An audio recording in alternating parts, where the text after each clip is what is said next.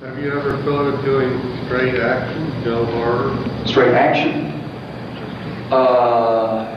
Gee, I hope my books are have action in them, but do you mean like a... Relinquish the horror. Mainstream? The horror. Well... Do what James Bond, but yeah. leave horror out of it. I have thought about that, but I've said this before, and I really believe that this is my voice. You know, my voice, horror is my voice. What I'm doing now is my voice. It may change somewhat. I may do psychological horror, I may do science fiction horror, whatever. But I think this particular thing is my voice. That's what I do. So I might try to do just a straightforward action adventure novel, but I might get bored with it. I don't know. I may try one sometime, but I just think this is my voice. This is what I want to do. Anyone else? Yes. They Thirst. I can't recall that it was that difficult to do, even though it had a lot of characters. See, the thing is, I think when you have a lot of characters and you have a lot of time, it's easy actually, because you can go in so many different directions. It's the time structure, the time frame of the book itself that causes difficulties for me. Because if you have a space of 24 hours and a lot of characters, and you have your choices as to what these characters can do and ought to do in this 24-hour period to get them all in a particular place by the end of the book is somewhat limited.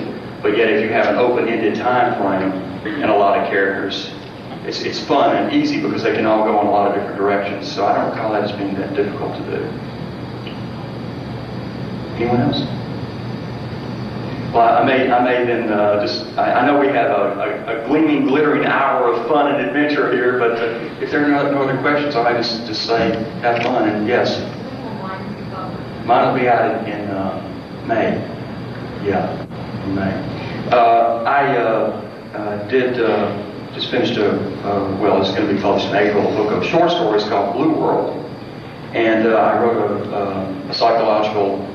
I want to say psychological horror, but I guess it is in a way, a story called Blue World. It's about a Catholic priest who becomes fixated on a porno star in San Francisco. And I'm very proud of that. I'm very proud of that. Did I say something wrong? I'm very proud of the way that turned out. I think it said a lot about this particular character and about her as well. Because she has some worth, and she doesn't know she has some worth, but she finds she has worth. But I wrote that story, which I guess it came out about 120-something pages in a week, and I really got started on that. And I won't say that maybe it was the subject matter that made me write so quickly. I don't know, but I really got into that and wrote it. But I know of writers who write books like in a month, and that to me is amazing. I just couldn't do anything like that. Anyhow, any other questions? Yes? Well, when I was reading Blue World, it read as if it was dying to be made into a movie. Have you ever considered doing any screenwriting? Have I ever considered doing screenwriting? No, I haven't. And I wouldn't, because I wouldn't like that. I think it would be a different animal altogether. As I say, my books are my children. And if someone pays for the rights to make their own child based on my child, that's something different. That's their, And also, screenwriting is like writing by committee. One of the most wonderful things about writing to me, and it's scary too, is that you're your own boss. You do what you want to do when you want to do it. But that's scary too, because when you get in a jam, nobody can help you, really. And there are some days that you long for somebody to come in and you have a problem with something you're writing. And you long for somebody to come in and say, okay, Rick, let me tell you how to fix this. But it just doesn't happen that way. So it's just you, me, myself, and I. And I like it that way. So, yeah. Anyone else? Time? Yes?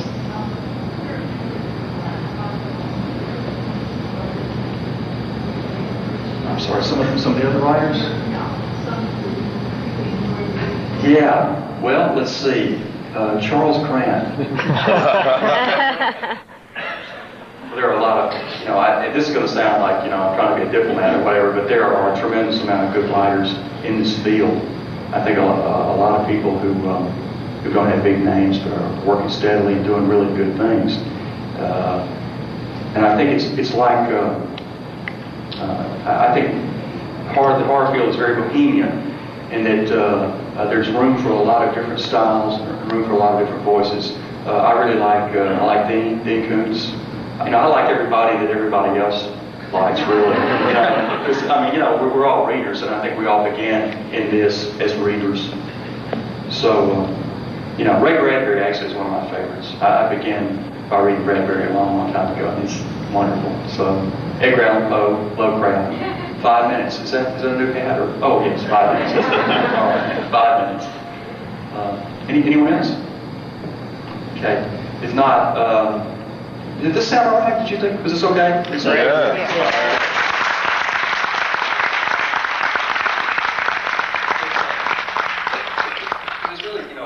Actually, it's kind of scary to be doing something a little different because my audience is a horror audience. So I had this idea. I knew it wasn't going to be exactly supernatural horror, but I didn't want to try it. So I hope it works out well. Thank you very much for being here, and thank you for having me as a guest this weekend. And I think we're going to have a real good time. Thanks a lot.